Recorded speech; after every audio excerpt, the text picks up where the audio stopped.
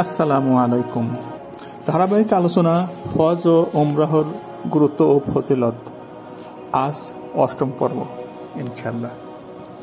গত পর্ব যেখান থেকে শেষ হয়েছিল তার ঠিক সেখান থেকে শুরু করছে যেখান থেকে শেষ হয়েছিল। হাজীদের গুনাহ মাফ করা হয় এবং তারা যাদের গুনাহ ক্ষমা চায় তাদের গুনাহ মাফ করা হয়। আবু হুরায়রা রাদিয়াল্লাহু তাআলা আনহু বর্ণনা করেন, রাসূলুল্লাহ সাল্লাল্লাহু আলাইহি ওয়াসাল্লাম ইরশাদ করেছেন, আল্লাহ তাআলা হাজীদের গুনাহ ক্ষমা করে দেন এবং হাজী যাদের জন্য ক্ষমা প্রার্থনা করেন তাদেরকেও ক্ষমা করেন। সহিহ ইবনে খুজাইমা হাদিস নাম্বার 2516, আরও বেশ কয়েকটি হাদিসে এসেছে। অন্য বর্ণনায় রয়েছে, হজ ও উমরাকারীগণ যখন দোয়া করে তাদের দোয়া কবুল করা হয়, তারা যখন কারোর জন্য ক্ষমা প্রার্থনা করে তাদেরকে ক্ষমা করা হয়। সুনানে ইবনে মাজাহ হাদিস নাম্বার 2892, সুনানে নাসাই সহ বেশ হাদিসে এসেছে আর কি। হজ ও উমরার জন্য খরচ করার ফজিলত একটু বর্ণনা করছি।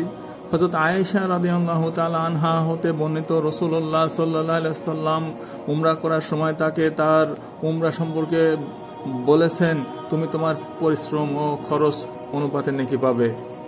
মুস্তাদরাকে হাকিম হাদিস 1776। হযরত আয়েশা সিদ্দিকা রাদিয়াল্লাহু তাআলা আনহা হতে অন্য বর্ণনায় রয়েছে, তুমি তোমার উমরা সওয়াব তোমার খরচ অনুপাতে পাবে। বুরাইদা রাদিয়াল্লাহু তাআলা আনহু হতে বর্ণিত, রাসূলুল্লাহ সাল্লাল্লাহু আলাইহি ওয়াসাল্লাম ইরশাদ করেছেন, হজের জন্য খরচ করা আল্লাহর রাস্তায় খরচ করার মতোই, যার সওয়াব 2700 গুণ পর্যন্ত বৃদ্ধি পায়। মুসনাদে আহমদ হাদিস নম্বর 23000। আরো কয়েকটি হাদিসে বর্ণনাটি এসেছে। অন্য বর্ণনায় রয়েছে, আনাস রাদিয়াল্লাহু তাআলা আনহু হতে বর্ণিত, রাসূলুল্লাহ সাল্লাল্লাহু আলাইহি ওয়াসাল্লাম বলেছেন, হজ হলো আল্লাহর রাস্তা, তাতে আল্লাহর রাস্তায় 1 দিরহাম খরচের সওয়াব 2700 গুণ পর্যন্ত বৃদ্ধি পায়। জাবির রাদিয়াল্লাহু আনহু বর্ণনা করেন, রাসূলুল্লাহ সাল্লাল্লাহু আলাইহি ওয়াসাল্লাম বলেছেন, কোনো হজকারী ব্যক্তি নিঃস্ব হয় না। জাবির রাদিয়াল্লাহু আনহুকে ইমার শব্দের উদ্দেশ্যে জিজ্ঞাসা করা হলে তিনি বলেন, অভাব বন্টন। ইবনে উমাইর রাদিয়াল্লাহু আনহু বলেন, আমি নবী করিম সাল্লাল্লাহু আলাইহি সাল্লামকে বলতে শুনেছি, হজে গমনকারী ব্যক্তির উট চলার পথে যখনই পা উঠায় এবং পা রাখে, এর বিনিময়ে আল্লাহ তাআলা ওই হজকারীর জন্য সওয়াব লিখে দেন, অথবা তার একটি করে গুনাহ মুছে দেন, অথবা তার একটি করে মর্যাদা বৃদ্ধি করে দেন। সুবহানাল্লাহ, সুবহানাল্লাহ।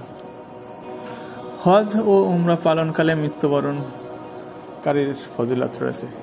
ইবনে আব্বাস রাদিয়াল্লাহু তাআলা আনহু হতে বর্ণিত, এক ব্যক্তি আরাফাতের ময়দানে রাসূলুল্লাহ সাল্লাল্লাহু আলাইহি ওয়াসাল্লামের সাথে উপপরত ছিলেন ও হঠাৎ তিনি বাহন থেকে নিচে পড়ে গেলেন।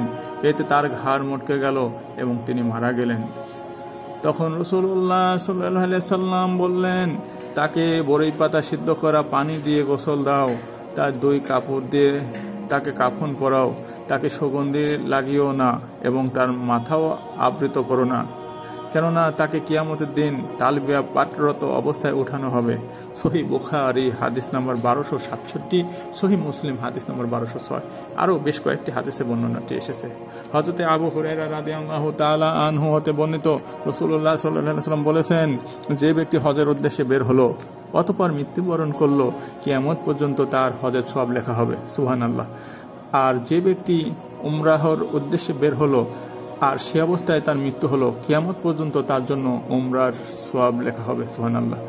যে ব্যক্তি জিহাদের উদ্দেশ্যে বের হলো এবং তাতে মৃত্যু হলো, কিয়ামত পর্যন্ত তার জন্য মুজাহিদের সওয়াব লেখা হবে।